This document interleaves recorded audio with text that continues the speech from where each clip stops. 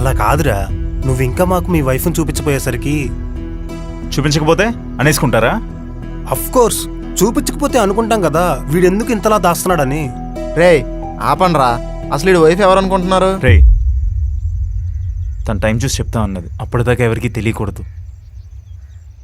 రేపు అందరికీ తెలిసేలా చెప్తా, I'm Swathi, wife of mister Venkateswarlu అని. ఆ రోజు చెప్పిందంతా అబద్ధమని.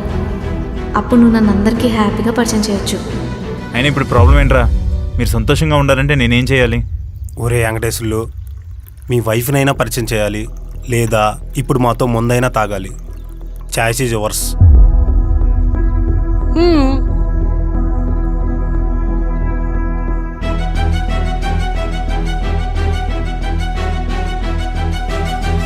బంటిగాడికి కాల్ చేద్దాం.